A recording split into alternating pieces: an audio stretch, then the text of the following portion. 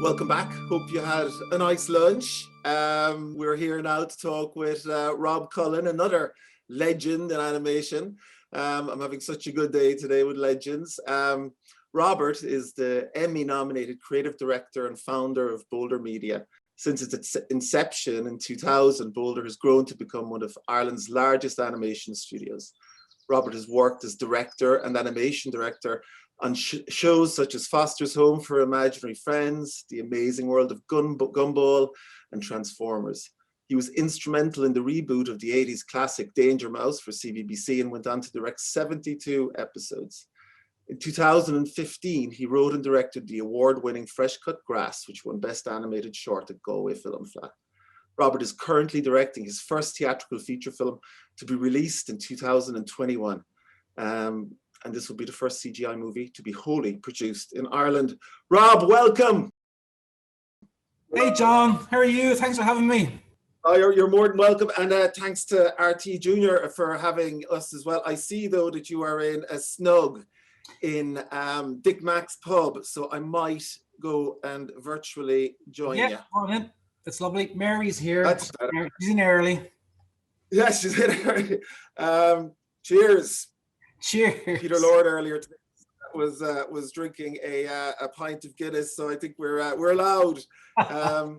Thanks for joining us. There's an awful lot to kind of unpick and find out about your career and the advice that you want to give and everything like that. And typically, you know, we kind of start at kind of, well, what you did in college and go chronologically from that. But as you are the recipient of this year's Murakami Award, and congratulations on that, I believe that you actually have had some personal interaction with the great Jimmy Murakami himself. So maybe we'll start there and work back and then jump forward. Yeah, no, it's such a privilege and honor to receive the award as well. Yeah, my first job straight from college was in a studio called Shepherd Studios, and it was Jimmy Murakami was director. So it was my first gig, and he hired me on as an assistant character designer to Jean Texier, one of the amazing character designers as well. So yeah, my first experience in the industry was via Jimmy as well, and I was lucky enough, just even a few years after we kind of started Boulder, we did a little short with Jimmy as well. So it was great to have an opportunity to work with him a handful of times. But yeah, I mean, he was a legend. I mean, it's just such an inspiration. Oh, totally. I have such fond memories of him. I think he came to the very first animation Dingle 9 years ago, and was there up until he departed us. Yeah, he was such an influence, wasn't he? And he was, when we go back to college, because we're of the same vintage, we sat next to each other in second year Ballyfermot, and had a bit of crack. All of that is a little bit blurry to me now, but I remember very clearly, John. You know where the skeletons are buried, Rob. When you left Ballyfermot, because you graduated, did you go from there to Murakami Wolf? Because that was probably the only place at the time, given that Sullivan Blues had departed, it had shut down, and Ballyfermot back then in '95 was effectively a feeder for Sullivan Blues, right? Yeah, pretty much, yeah. I mean, I think so after college, myself and a few of college pals, we actually went to the States for the summer. We finished would have been '95, so a bunch of us went to LA, and we got like a J1 visa, and we worked there for, I think it was 3 or 4 months, trying to get a job in the animation industry. And we, fortunate enough, we actually got a job within the first kind of week at landing. Wow. And I was amazing, and it was one of the best jobs I ever had. It was a games design studio, kind of educational games, but our job was basically just to kind of like design concept and character design. So the boss would come in and go, listen, we're thinking of an idea about mathematics, but we want to do kind of Dungeons and Dragons kind of style. I'll see you in 2 weeks. Great. So we just left it along for 2 weeks. Dungeons and Dragons. So it means, but when I came back home from LA, I had a whole new portfolio of stuff that I didn't have just when I left college. So when I got back to Ireland, yeah, it was Shepherd Studio, the job where Jimmy was directing. That was my first kind of like my job. So it was just fortunate I had a chance to build up my portfolio, so I could come back and kind of like try to get a job. So you could move away from Barney, Google, and emotional sacks, and all that. Yeah. Yeah, because everybody had the same portfolio pretty much. I've seen a million Pink Panthers diving on a diving board last my lifetime. But I guess you do learn a lot from that. Were you tempted at all to stay in the States? Was that ever? I would have not. It was just a visa thing, you know. I would have had to apply, and so yeah, I probably would have. Yeah, I think the thing is we didn't have a car over there. There was like 10 of us, none of us drive, so we're basically kind of stuck in Glendale for 4 months. So it started to get a bit claustrophobia, but that was it's a great experience. I was just kind of, and actually to have your first step in a studio to see how it works, and you know, you work with these kind of great people that kind of really inspire you. Oh yeah, absolutely. I mean, it's funny how many people from that year and years after and before, you know, made the big trip to the US, and a lot never came back. I think out of our class, for example, about half the class emigrated because there was just so few jobs out there. Oh, there's nothing. I mean, yeah, like mid-90s. I mean, I think Brown Bag were kind of early days as well. So yeah. Red Wolf Films, which I worked there for a while, but that then eventually shut down. So yeah, there was nothing going on for a good few years in the late 90s. Yeah. Well, that's certainly different now, isn't it? And thanks to companies like yourself, you know, we're probably employing more than we're ever employed in Sullivan Bluths. Can you give me a snapshot, Rob, of what Boulder looks like today, and you know, COVID aside, just like how many people you're working there, and how many projects are you working on? Yeah, sure. Yeah, well, we were kind of up to 400 about a year or so ago. So we've kind of dropped down to about like 250 or so. But we've got 2 studios now in Dublin. We've got like one on Hawkins Street, which is kind of right in the city centre on the Quays. And then we've got a second studio just in Sandymount, which is kind of just slightly on the outskirts of the city centre.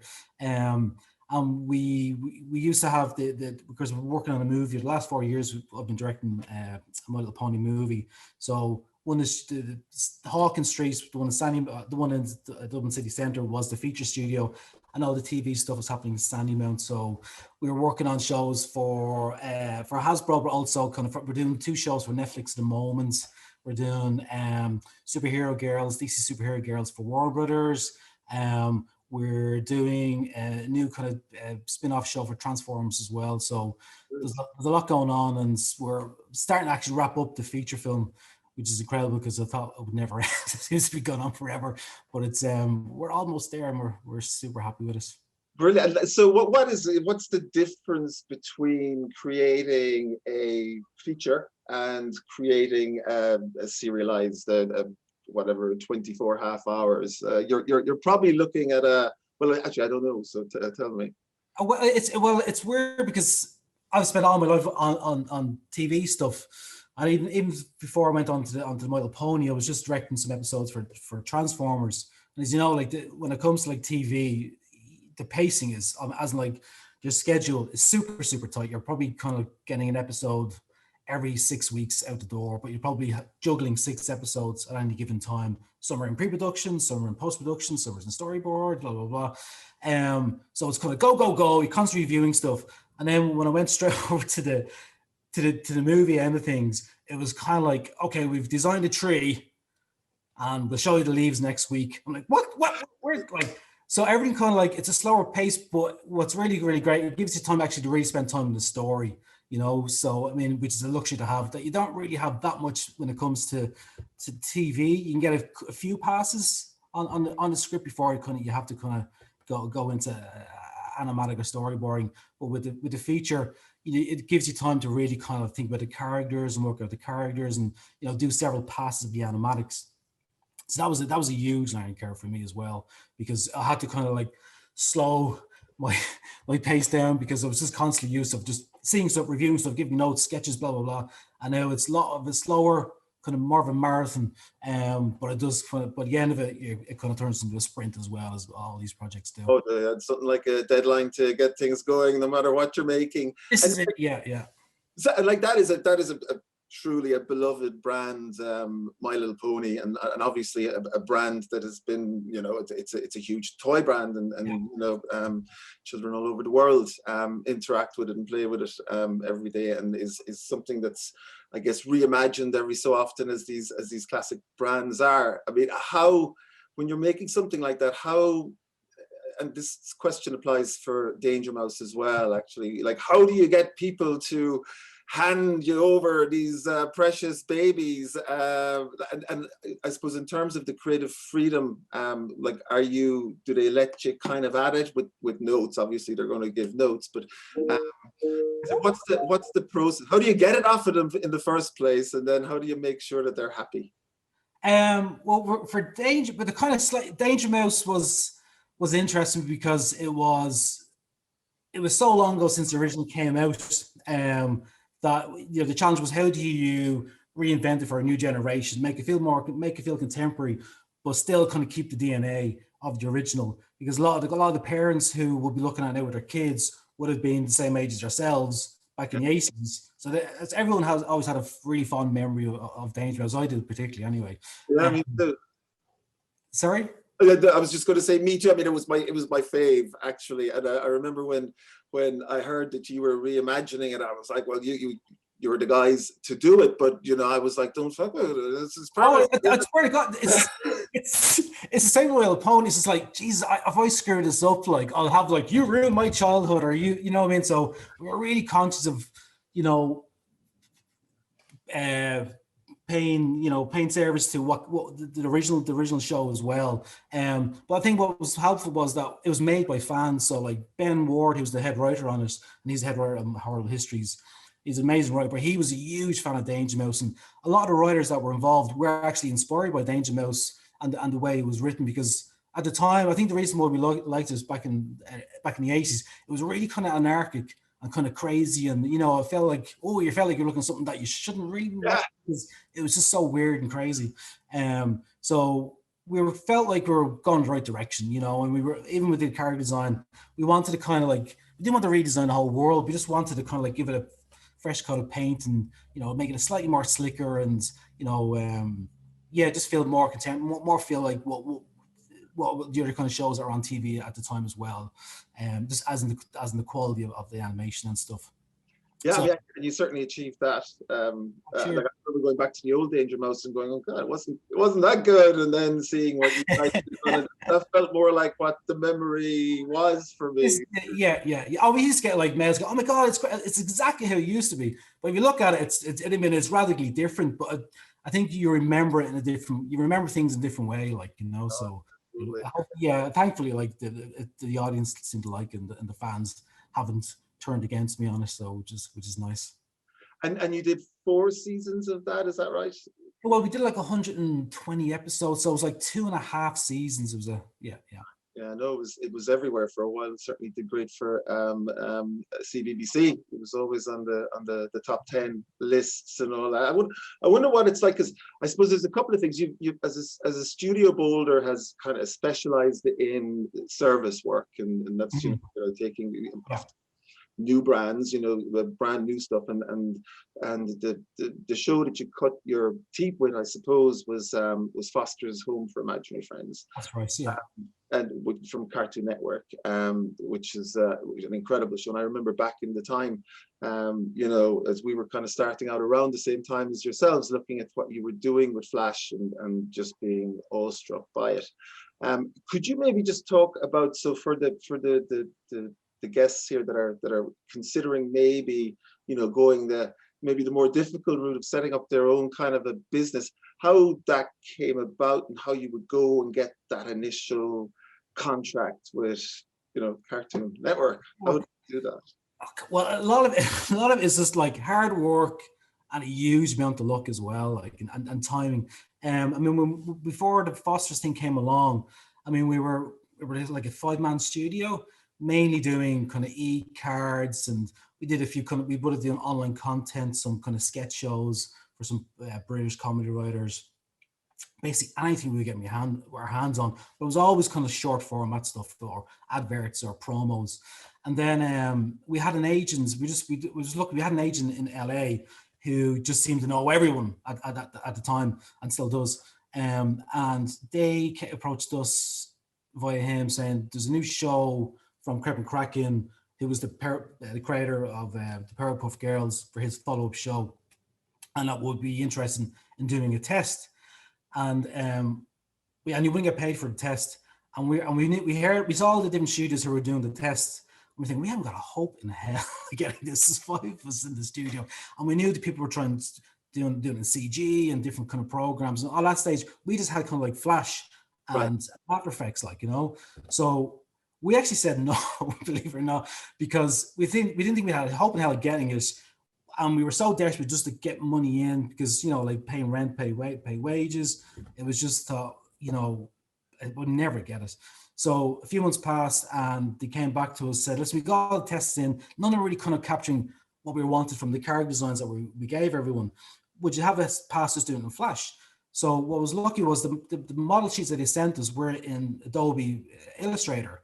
So we literally just copied and pasted, because we're vector graphics. We just copied and pasted them into Flash and animated them. And we rigged them and all, and we did a lovely job with it. And they really liked the test. So we did another longer test with backgrounds and a whole lot, so like a 5-minute sequence. And we got the gig. We were offered a gig anyway. So we went from like 6 people to like 30 people in a space of like 2 months. We had to hire, I think we hired an entire class from Dunleary at the time, you know. And a lot of them are still with us to this day as well. But yeah, no one knew Flash at all. So we had to train everyone Flash. And then obviously, because Flash was probably a relatively new software in terms of kind of TV production. So it wasn't any kind of show we could copy or duplicate or see how their production, how they did it, what their pipeline was. So we had to make it up as we went along and make lots and lots of mistakes. And like anyone will tell you who starts a business, the first 3 years are super, super difficult. And then when we're thrown into this like big production, Cartoon Network, Craig McCracken, you know, high profile gig, and we were like, Jesus, this is really, really scary.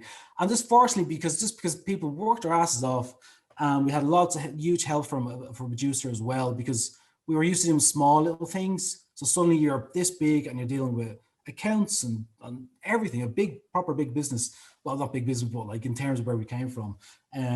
So yeah, a lot was just kind of like youth and ignorance was on our side as well, I think, to be honest. Which is an advantage, probably, you know, and you know, not knowing is often, you know, the one thing that can kind of help you make those kind of. And all the time, I mean, you're creative director now. Have you always been like through that? I mean, because I mean, obviously there's the business side of Boulder as well, where you need to go off and you make those bids. And I presume you know, that's probably a numbers game, is it, that you're doing, you put in for something? I kind of firmly stay in the creative end of things. So, you know, so on all the projects, I was either the animation director or supervising director. And obviously when it comes to like getting gigs, I would be responsible for the pitches and pitching shows or pitching bids as well. And then all the kind of the business strategy end of things, it's, you know, fantastic Pete Lewis and Jenny McNeely kind of like take care of that stuff, because I just haven't got a head. I never remember facts and figures. So I'm happy just to kind of like making sure the stuff is as good as it can be, and just draw. Right. Which chance I can get.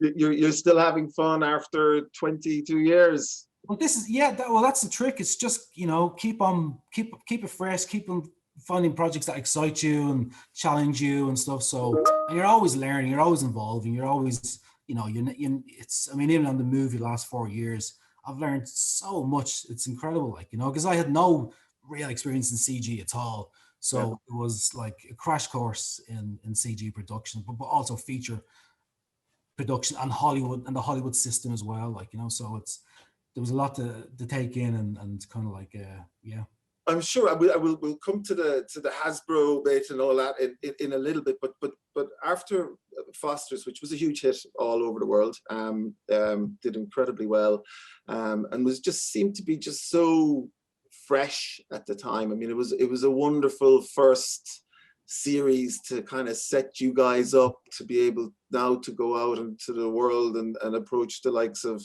Nickelodeon or Disney or any of these other big blue chip multinationals and say, look, this is what we can do. And so the doors are easier. They may not be completely open, but they're easier to open than, you know, when you were just doing e-cards. And yeah, I mean, I think I was telling you, one of the big things was that at that time there wasn't a lot of studios in the world that could take on a long format show, like 32 half-hour shows, like, you know. And once as a studio you prove you can actually do that and do a decent job of it, and, you know, you're nice people to work with, it does make things easier, because you're kind of proving that you can handle a big project of that scale.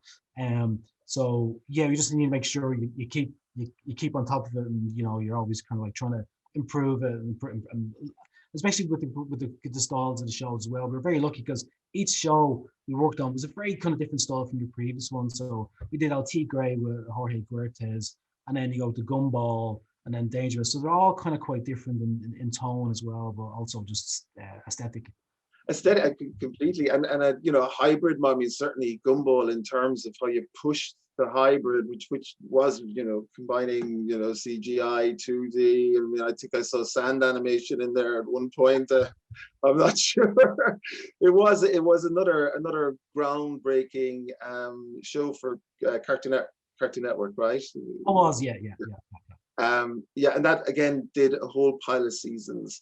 I'm just wondering, like, when you're bidding on one of these shows, like how, because it's very difficult to compete with studios in the East, for example. They've got lower cost bases, and you know, it's extremely hard, and often I suppose decisions on who to go with are made by an accountant with a suit in Glendale or wherever like that. So how do you stay competitive in this environment? Is for example Section 481, which is the Irish tax credit, is that vital, would you say? Or is it's hugely important, because I mean, it's you can show the bells and whistles of a production, but, you know, if you're bringing something solid that helps the budget as well, it's hugely, I mean, it's a game changer, really.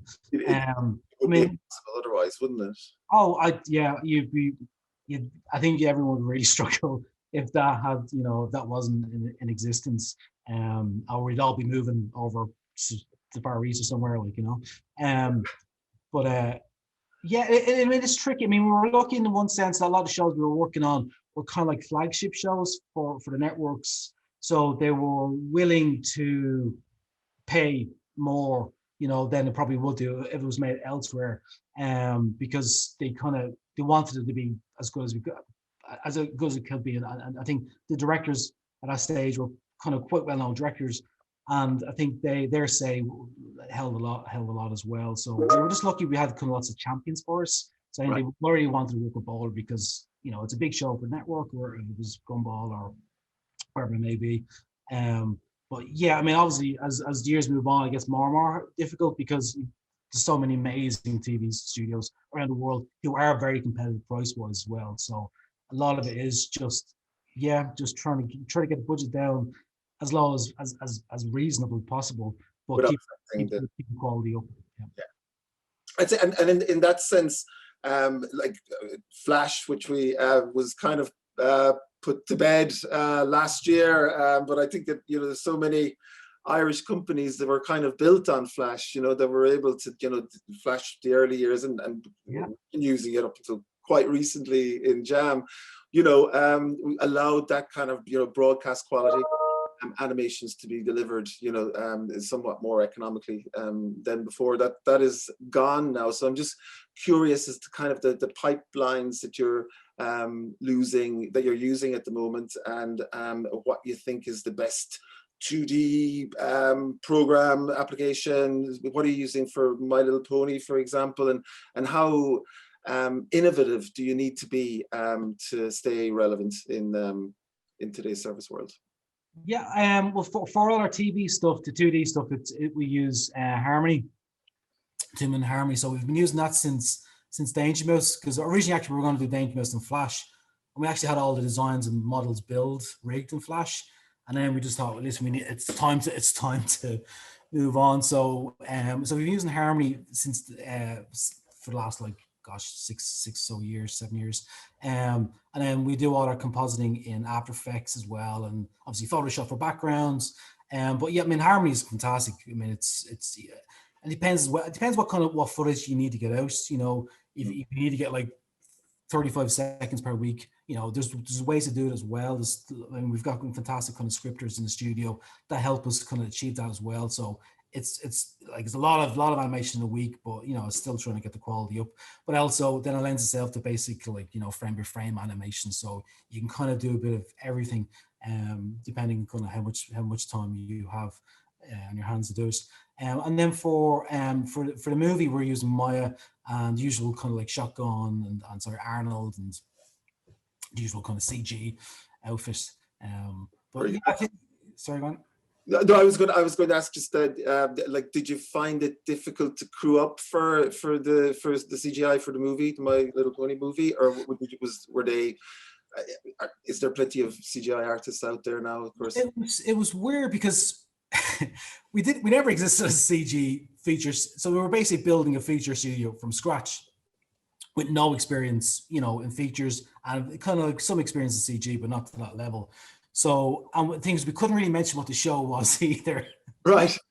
So we were kind of like, oh my, how are we going to do this? So what we ended up actually doing, we did like almost a road trip around Europe. So a gang of us, you know, the producers and creatives, we went to like Paris, London, Milan, Barcelona, and we went out and we told all the students, or anyone that was working in the local kind of animation studios, that we were coming to, you know, like talk about an exciting new project in Dublin. So, and it paid off so well, because we got like, you'd worry you turn up and there's like 4 people there, like, you know. It was actually a really, really great turnout.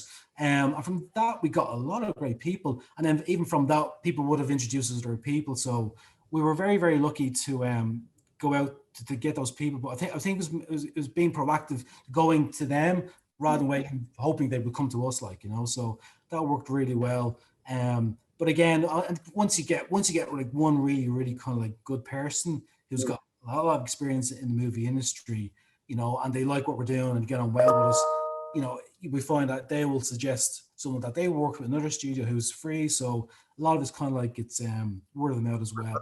Yeah, the HODs, get the HODs in first, and the rest will follow. Got a question here from Adam Kemp. It's a Flash related question. He says, how often did the shape tweening need fixing when making Fosters? I found the tween would go all over the place sometimes. When we were doing Fosters, Flash didn't have shape tweening back then. It was, so we used to and I was getting super technical. We used to have to go back into After Illustrator, and the reason was we couldn't do it. Sorry, it was because the line work we used in Fosters was like a brush tool line, so you couldn't manipulate it in Flash. You had to bring it back in the Illustrator, bend it, bring it back in, blah blah blah. So and it's so long since it's Flash. That was Flash 2 probably. Flash 2. 10 or 12 or XR or whatever. Yeah. I don't know if that answers your question. I don't know, Adam. If it doesn't, you can come back to us. Another question here from Chloe O'Hara, who asks, "What's your favorite character in all the shows that you worked on?" That's a good one. It's like asking you, who's your favorite child? It is. I mean, you can't not but love Penfold. I'm particularly because, like, it's just a joy to work for and to write for as well, like, you know. And I think there's in the new Pony movie, there's a character called Hitch. I can't say much about it. Hitch is my favorite character out of the movie, and Izzy's my second favorite character is Unicorn. But Hitch is Hitch kind of reminds me of Danger Mouse. He's one of these guys. Danger Mouse on paper, Danger Mouse should be really unlikable, you know, because he's a big, you know, he's vain, you know, he doesn't treat Penfold that well. but there's a certain like ability about the actor that just pulls it off. And it's the same with the character Hitch in our new movie, where you shouldn't really like this guy, but he's really lovely and funny, and it's just endearing. So I think Penfold probably steals it from me, I think. Oh yeah, I don't know. He's brilliant. Yeah, and so what would you say then? I suppose this kind of ties in, and like, what's your children aside, what's your proudest moment as a founder of Boulder? I think winning the Galway Film Festival for Fresh Cut Grass was really lovely, because it was that's really sweet, right? Because I mean, you're an Emmy winner as well. You would imagine that that might go a bit higher than Galway, but I'm sure the people. Oh well, I mean, because all that's like, it's a real, it's because it was the team. I mean, it wasn't just me, and it was basically, on behalf of the team. Like, I think with Fresh Cut Grass, it was such a personal project as well that I've been living it for, before I ended up making it. I was living with it for like, Jesus, almost 15 years. Oh really? Yeah, because I applied for a funding way back when, like, God, the early days of Boulder, and it just never got picked up because it's a bit of a kind of odd script. So tell us a little bit about it. The short itself. Yeah, it's about this kind of like young country dog who goes to the big city looking for his sister, who he believes has become like a dancer, a ballerina. And then when we get to the city, he sees the kind of the grim, dark side of the city, and it's kind of like I wouldn't say it's like Taxi Driver, but he eventually meets his sister, and she's dancing, but not dancing in the ballet as he thought. So, but it's kind of about loss of innocence, and just kind of like, and there's no dialogue in it as well. There's a couple of lines. So that was it was just kind of like, but I was got like striptease and cows and all this kind of nonsense.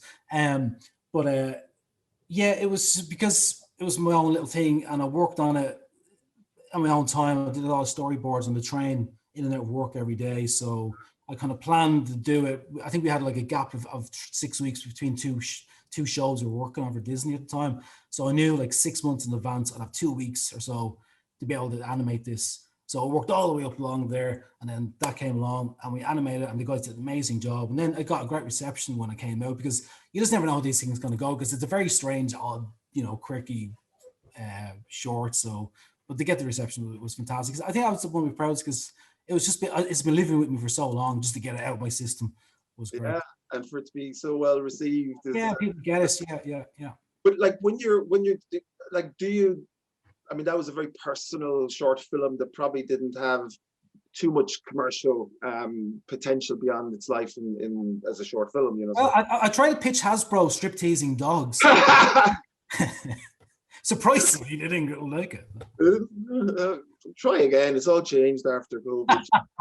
Were you ever tempted to kind of go and look at your own IP creation, or because I suppose it's hard. It's in many ways, it's often how you start life as a company is that's your DNA, and that's how you can continue on. I'm just wondering, have you ever had the graw to go and create your own IP?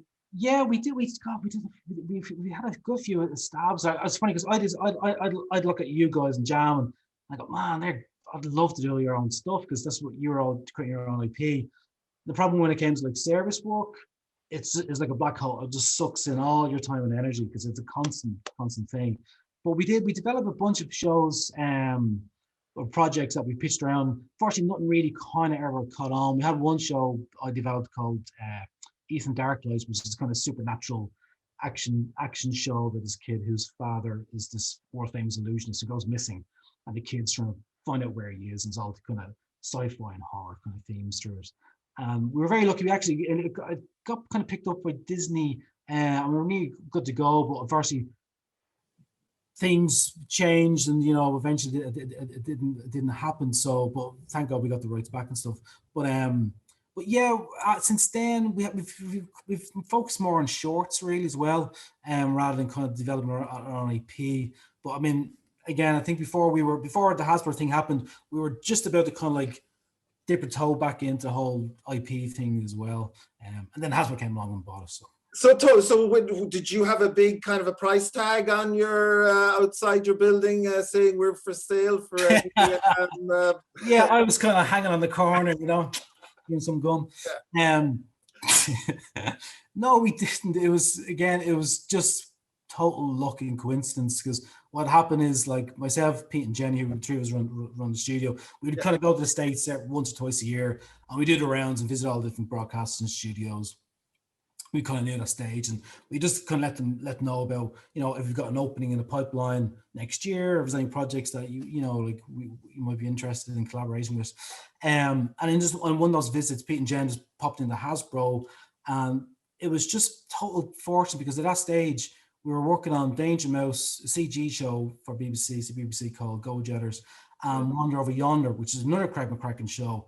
So our show really looked really, really cool, because it had like CG stuff and really beautiful 2D frame-to-frame animation, action stuff, the whole gamut.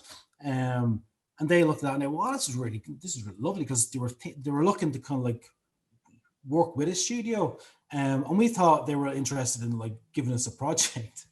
And they said, "We'll come and visit you in a few weeks." And cool. So then we saw the list of people who was coming to visit us. And I was like, everyone, like,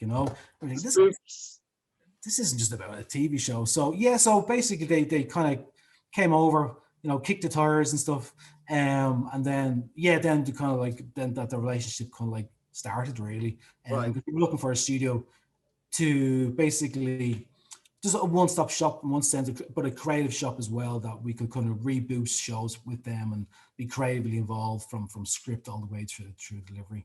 And is that the case? I suppose that there can be a lot of lip service made to companies. No, I mean, like, because everyone would be skeptical going into this. Go, okay, well, they promised this, the sun and the stars, but actually, no, it was great. It was, I mean, to kind of get a chance to, work on Transformers and have input on like the redesign of it, or I mean, My Little Pony movie is a great example, because that was literally a blank page, and we knew the challenges of that movie was to kind of like reinvent it to a certain extent, and just kind of like, because it's been 10 years, the previous generation it's been 10 years, like, so with the current kind of generation of Pinkie Pie and stuff, so just kind of reimagine that world again, but again, make sure it's kind of keeps in mind the existing kind of generation and the fan base as well, so fans, hopefully, please God, will love it. But anyone who had no experience of My Little Pony could look at it and they get it straight. They enjoy it and they get it as well. So it's I don't know where I was going with this conversation. Sorry, I went rambling. And is My Little Pony, is that going out as a theatrical release, or is it going out on a streamer, or is it? It's Netflix have picked it up. So Netflix it's out in September. On Netflix, so we're so happy with this, because it means, obviously, given the kind of landscape, the theatrical landscape with COVID and stuff, it means more people get to see it, which is great. Who knows? Somebody asks here, did the Hasbro sale give you a yacht for your swimming pool, or a swimming pool for your yacht? That's a very personal. I'll merely ask, do you still? I got a big shed. Do you still lick the tops off your yogurts? No, I have a little man that comes in every morning. Does it for me. But it must have been, I mean, quite life-changing for yourself. But also, I suppose, more, which I'm more interested in exploring, is the culture within Boulder, and how, when you have an international buyer coming in, like, how are you able to maintain that culture, and particularly, with a crew that's been with you from the start, and how do they react, and then how can you reassure them that things are going to be the same, or if they're going to change, that they're going to be better? Yeah, that's a great question, and it was the exact same concerns we would have had as well, because before Hasbro acquisition, we were about 160 people, and then within a space of a year, you're doubling and opening a separate studio. And one of the things we were always kind of really proud of in Boulder anyway was, we had a kind of boutique feel to us. So everyone knew that the project that was being worked on, it was with the best people we could possibly find, who loved the project, and it had a handmade feel. It wasn't a kind of factory feel to it. So to make sure we didn't lose that, even though we got bigger and we had like, you know, went from 3 projects, like 6 projects, we made sure each project was its own entity. So it had its own producer, its own director, its own team, its own kind of like, but it also means it has its own kind of like morale and its own kind of personality.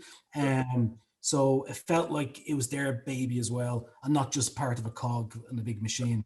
And because we were so conscious of kind of not losing, not kind of sliding into kind of corporate territory, you know, we made double our efforts to kind of like the atmosphere of the studio and the culture of the studio. So there was always kind of like, you know, bake-off nights or game nights, or we would kind of like fund master classes or wherever you could do to kind of like, you know, just keep that kind of like cool, joyful, kind of happy atmosphere, enjoyable atmosphere in the studio. And again, we were so lucky because a lot of the people that have worked with us, they already kind of take that on board and they organize their own things as well. Like, you know, if it's fancy dress parties or wherever it is. And it's great because, you know, to see people wanting to help their fellow employee of the fellow co-workers in terms of kind of like, you know, the atmosphere, and also just kind of like, because everyone in animation knows it can be a very tough job, you know, it can be grueling and stressful and stuff, but if you've got like someone here and here who's got your back and supporting you, you know, that's the main thing. That's what's great about the whole industry. You just meet so many awful people, awesome people. You do. We are incredibly blessed to be in it. Yeah. At such a point where, you know, it seems like, you know, the appetite for you know, animation, whether it's children's or adult, is, you know, the appetite has never been stronger. A question here from Yvonne Sweeney. Hi Rob, have you any advice for students and new grads looking to join the industry? Okay. Yeah, I mean, I think the first thing, and it's so basic, it's draw every single day, because it all boils down to that really at the end of the day, like, you know. And when you're finished college, just constantly keep working on your portfolio and your show reel, you know. I mean, even if it's doing rough animation on whatever program you can find, you know, always keep updating your animation. And then another thing I always kind of is look at the stuff that really excites you online. If it's shorts, if it's animation, if it's live action, look at it, and then start thinking about, why do you like it? You know, what is it about this movie or this short that you like, and analyze it. You know, think about, you know, look at the editing. How's it edited in a way that really appeals to you? Or, you know, the use of color or sound. Really look at the stuff and then think about how you can apply that, even if it's your own stuff. And it's really important as well that when you do get into the industry, is you please keep doing your own stuff, because when you work on a show, you can be working on it for 18 months and you can be drawing the exact same character every day for that time. And it's a great job, a great experience. But obviously, after a while, it can get slightly repetitive, or not as a challenge as it initially was, or you lose that little spark. So you always should be working on your own stuff, even if it's like if it's a storyboard thing you're doing, or an idea for a short that takes you forever to do. It took me nearly 15 years to do my first short. You know? Yeah, it's just absorb as much as you possibly can. But early days when you get in, if you do get in the studio, you know, be inquisitive, want to know how editing works, you know, or hopefully you get a nice editor who can sit with you and just give you the basics of it, like, you know. But try to get to know every little aspect of it, even if it's just shorthand stuff, because, you know, hopefully you have like 10, 15, 20, 30 years in the industry, and over the years all those little things kind of come back to you, and all the movies that you studied, or, you know, shorts that you looked at, it's like osmosis. It just gets into your brain, and you end up kind of like, you know, I think it's just be constantly curious and just excited about looking at new stuff and finding the stuff that suits you and that excites you, and how it can relate to you. How can you convey that in your own work, in your own style? Yeah, absolutely. And not just animated or kids or movie, like across all genres, Hitchcock, Kubrick, you know, whatever you can. Oh, totally, yeah. And it's another thing as well. I always worry about some patronizing and say this, but it's reading. Reading is, because like wherever you're into, if it's sci-fi, horror, wherever history, but actually it gives you ideas as well, and it gives you an ear for dialogue, and it's just bombard yourself with cool stuff, cool movies, cool ideas, cool music, because it just enriches your life, but actually it kind of makes your work better. Inspiration. We need it particularly around now. There is a COVID question. Do you think this is from Key Woodlock? Do you think the COVID experience, trademarked, will have any effects on the way your studio produces animation? And have you taken anything from it? It's a good question, and it's a question actually that I was going to ask myself, and probably to finish it up. Yeah, so graduates now, or people that are looking to get work in animation, how is that different from what it was a year ago, and what does the future look like, do you think? Yeah, I mean, it's been hugely, life-changing for everyone, and again for the studios as well, because now we're all working remotely in Boulder. So I think we've got two people, one like IT just in the studio, making sure the machines are running, because we're obviously working off site, and it's got huge benefits. It really, really has. I think obviously you do miss the day-to-day contact and being with people, and the camaraderie as well, but also, I mean, I think the work-life balance has been remarkable. I mean, I used to be 3 hours commute every day. So your productivity just shoots up, because you've got 3 hours of your life back, but also you got hours of your life you can spend with your family and your kids. So, and it means that there's less chance of getting burnt out or stressed, because you're in a safe, happy environment, and, and your day just seems longer to get stuff done. I think it will change. I mean, I think going forward, we'll definitely be doing like a hybrid office, working from home, and then obviously coming into the studio, for launches or kind of group meetings and stuff. But majority of people, like animators or background artists or compositors, they spend most of the day working at a computer, working on a scene. So there's no reason for them not to be in a studio to do that, because you can do it at home, and they're happier and they're better and they're healthier. And also, I mean, it means that people don't have to live in the city centre where the rent is crazy. You can actually live a bit further out, where it's more kind of achievable, realistic, but still kind of do the job that he wanted to do, and not sacrifice the crazy rent to the crazy landlord. So I think it's going to be revolutionary for how businesses work, and it should do. It should be a wake-up call, because you don't need to do it. You don't need to travel 3 hours every day, to do something where you could easily do it at home. And I find it's really productive. Meetings are shorter, because there's no kind of like going for a cup of tea and walking out and he's gone for a cigarette. Well, we'll give him 10. Do you know what I mean? It's a bit more kind of streamlined.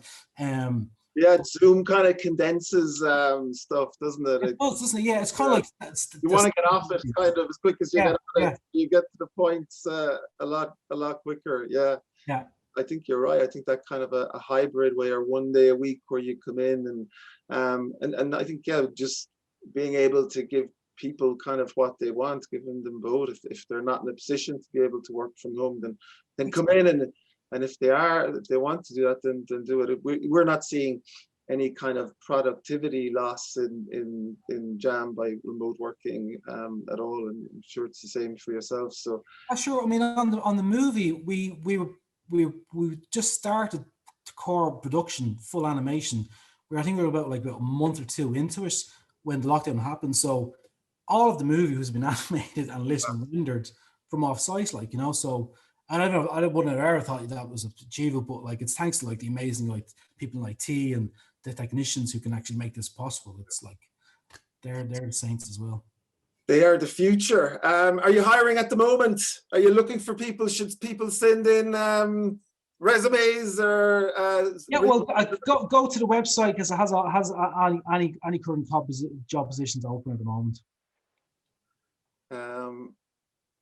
Yeah, I think that's thank you so much, Rob. It's been a pleasure talking to you, catching up with you, and congratulations again on the Murakami Award tomorrow night, which is going to be right at the end of the award ceremony. You'll be virtually presented with it, so watch out. And then afterwards, of course, Boulder are hosting the party, the disco. So do stay with us right up until the very end tomorrow night. And listen, it's been a pleasure, and thanks for sharing all your insights. Yeah, we'll see you soon. Continued success. Cool. Thanks, John.